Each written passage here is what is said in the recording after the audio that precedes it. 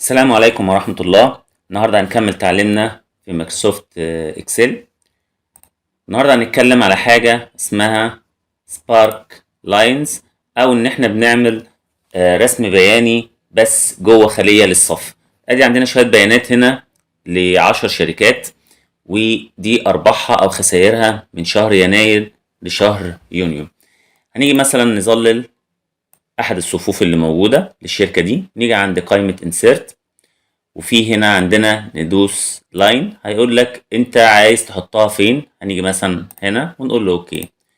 زي ما احنا كده شايفين ادي اتعمل له رسم بياني بس جوه السيل او الخلية دي، بتعبر عن الصف اللي احنا شايفينه ده. وهتلاقي في تاب طلع قدامنا اسمه سبارك لاين. الرسم البياني اللي احنا موجود عندنا ده يعتبر لاين او خط بيعبر عن اتجاه الارباح او الخسائر في الشهور المختلفة. وممكن احنا نخليه هو هنا مبتدئ من الشمال لليمين. هنيجي بس عند اكسس دي ندوس عليها ونقول حاجة بلوت داتا رايت تو ليفت، هتبقى من اليمين للشمال. في عندنا كولوم، لو دوسنا عليه كولومز هتبقى في شكل أعمدة بالشكل اللي قدامنا.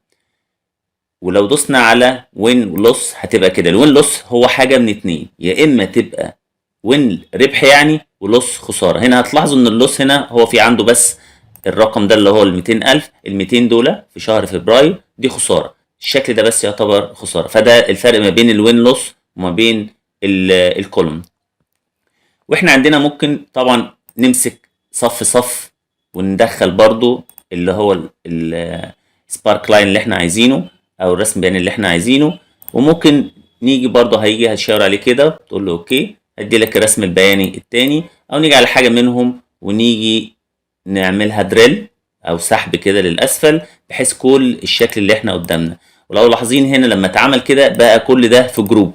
يعني ايه في جروب؟ ان هو تقدر تعمل التنسيق عليهم مرة واحدة. ده بره الجروب، لو انت عايز تدخله جوه بتعمل بس عليه كده وتيجي تقول له جروب، بقى كله شكل، بقى حاجة واحدة جروب نقدر ان احنا نغير فيها. ولو احنا افترضنا ان في حاجة في النص عايزين نشيلها نيجي بس عندها ونقول لها ان جروب. بقى عندي جروب فوق وتحت، واللي في النص ده انا ممكن اخليه شكل تاني، بقى اللي فوق وتحت حاجة وده حاجة تانية. ولو الخلية دي انا عايزها برضو ان جروب اعمل لها مثلا تبقى الوين لوس. انا عندي ده اللي هو الكولون او الاعمده، وده الوين واللوس، وده بقيه الجروب زي ما احنا شايفين.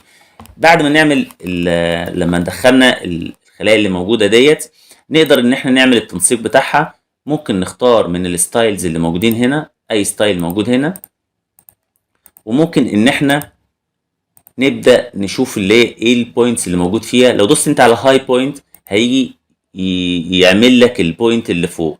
لو شفناها هنا كده في اللاين اللي موجود، ولو جيت انت هنا على دي وعملت لها الهاي بوينت هتبقى ادي الهاي بوينت اللي قدامك. وطبعا بالستايلز اللي انت تقدر تختاره بحيث ان هو يظهر الهاي بوينت او اعلى قيمة باني لون او باني شكل. وفي هنا اللو بوينت او اقل قيمة، لو انت دوست عليها برضو دي ادي اقل قيمة هنا باللون الاحمر. برضو لو انت اخترت اي ستايل تاني هيدي لك اللي هي اي اقل قيمة وفقا للستايل اللي انت اخترته. وفي حاجة اسمها نيجاتيف بوينتس. نيجاتيف بوينتس لو انت دوست عليها مثلا هنا في عندنا في الصف ده في شهر مايو نيجاتيف. لو دوست عليها كده هيظهر لك ادي النيجاتيف بوينت في اللون الاحمر، وبرده بالستايل اللي انت هتختاره. لو انت اخترت الستايل ده مش هيبقى الاحمر، هيبقى اللون اللي هو اللبني ده. في هنا بقى غير الستايلز في سبارك لاين كولر، ان انت تيجي على السبارك لاين دوت تختار لون من الالوان اللي موجوده. بدل ما هو مختار لك اللون انا ممكن اختار اللون ده، هيغير اللون اللي احنا شايفينه. وفي ماركر كولر. الماركر كولر ده ان انت تمسك حاجه وتغير اللون بتاعها. يعني مثلا الهاي بوينت انا مش عايز الستايل الموجود ده يبقى الهاي بوينت اللون ده، انا عايز الهاي بوينت يبقى اللون ده. ولو احنا ضغطنا على ده ادي الهاي بوينت احنا عندنا عاملينها اللون، هو مطلع لك وفقا للستايل ده اللون الاحمر. انا مش عايز اللون الاحمر، انا هعملها كده ادي الهاي بوينت هخليها لون مثلا ازرق، هيعمل لها ازرق. وده برضو نفس القضيه في اللو بوينت اللي هو النقطه او اقل قيمه، والفيرست بوينت اللي هي اول قيمه. لو انت دوست هنا على الفيرست بوينت هدي لك اول حاجه هي هنا فيرست اول قيمه موجوده اللون بتاعها. وبرده لو انت عايز تغير اللون بتاع الفيرست بوينت، جيت هنا وقلت له الفيرست بوينت خليها مثلا باللون ده، هيخليها لك باللون الاصفر. ولو احنا زي احنا شايفين الفيرست بوينت اللي هو باللون الاصفر، طبعا احنا نقدر نغير زي ما احنا قلنا من شويه اللي هي تبقى رايت تو ليفت او ليفت تو رايت بالطريقه ديت.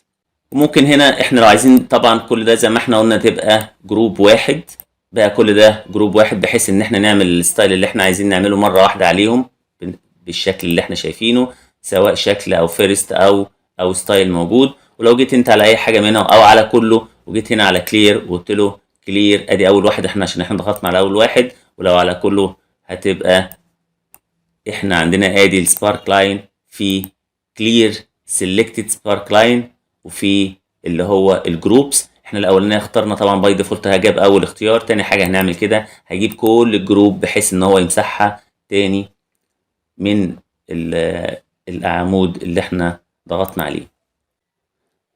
ولو ضغطنا هنا على سبارك لاين في اوبشن اسمه ماركرز. الماركرز ده مش هيظهر الا لو كنا مختارين اللاين. يعني احنا لو مثلا اخترنا الكولوم هنا هتلاقي الماركر ده ديمد او ديسيبل او ما نقدرش نختار نضغط عليه. لا، في اللاين لو دوسنا عليها وجينا على الماركرز، اول ما تدوس عليها هيعمل لك كل الماركرز او كل الاختلافات ما بين القيم في كل صف. زي ما احنا كده شايفين كل اختلاف هيعمل لك ماركر او نقطة او علامة على عند الاختلاف ده، سواء بالصعود او الانخفاض. وانا اتوقف هنا النهاردة، ان شاء الله نكمل في فيديوهات قادمة. متنسوش تدوسوا لايك وسبسكرايب عشان يجيلكوا كل ما هو جديد. شكرا والسلام عليكم ورحمة الله.